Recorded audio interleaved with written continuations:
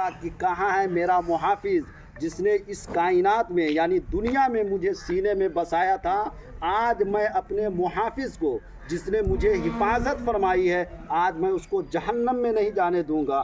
قرآن اسے تلاش کرے گا، حتیٰ کہ فرشتے پوچھیں گے کس کو تلاش کر رہا ہے، کہے گا کہ میں اپنے محافظ کو تلاش کر رہا ہوں جس نے میری حفاظت فرمائی تھی. ہاتف غیبی سے آواز ہوگی کہ حافظ قرآن کو جنت میں داخل کر دیا جائے. واہ سبحان اللہ یہ سبحان اللہ. انعام اور اکرام ہے.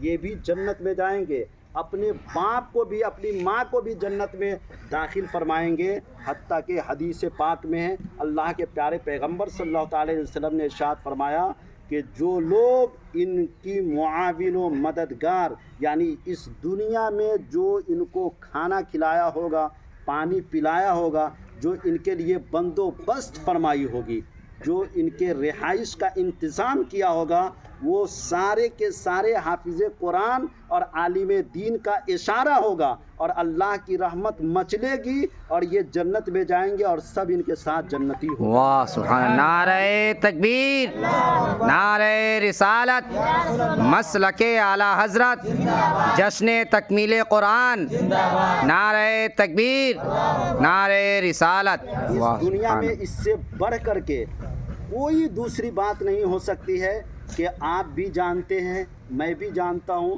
اور ہر مومن جانتا ہے کہ اس کائنات میں سب سے اعلیٰ ذات اللہ کے رسول کی ذات ہے.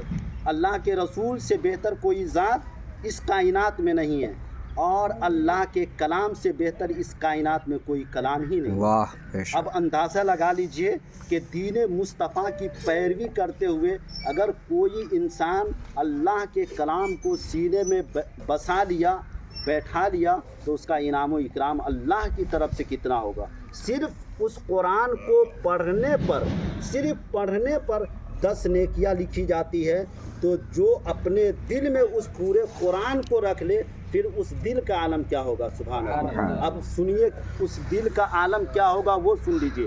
مصطفیٰ جان رحمت صلی اللہ تعالی علیہ وسلم نے ارشاد فرمایا کہ یہ حافظ قرآن جو قرآن مقدس کو اپنے سینے میں بساتا ہے، اپنے دل میں جگہ بنا لیتا ہے قرآن مقدس کے لیے، تو اللہ تبارک و تعالی اس قرآن کو آسان فرما دیتا ہے.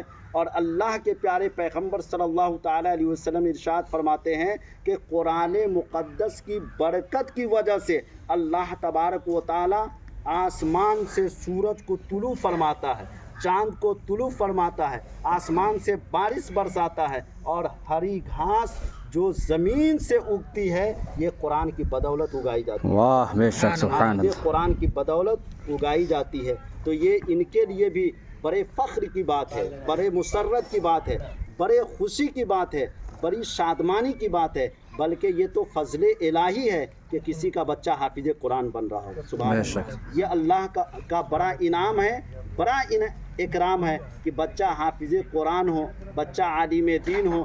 ہر چیز ہونا آسان ہے لیکن حافظ قرآن ہونا آسان نہیں ہے.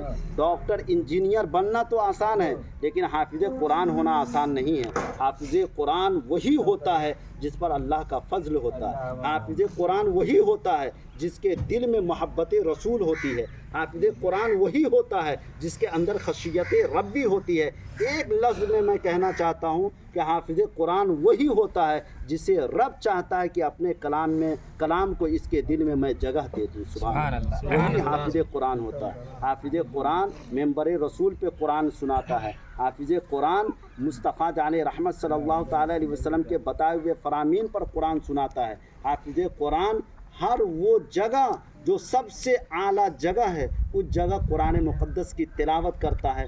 تلاوت قرآن کی بدولت یہاں بھی اور آخرت میں بھی، قبر میں بھی، حشر میں بھی، پل صراط پر بھی، حتیٰ کہ اللہ تبارک و تعالی جب نبیوں کو قبر سے اٹھائے گا اور ان کے ساتھ جب ان کے خدام اٹھائے جائیں گے تو سب سے پہلے عالم ربانی اور حافظ قرآن کو حکم دیا جائے گا کہ وہ اپنی قبر سے اٹھے، سبحان اللہ، اور انہیں مصطفیٰ جان رحمت صلی اللہ تعالیٰ علیہ وسلم کے صدقے طفیل عالم دین کو، حافظ قرآن کو، اور اس کے بعد شہدائے اسلام کو، ان لوگوں کو حکم دیا جائے گا کہ اپنے اپنے ماننے والوں کو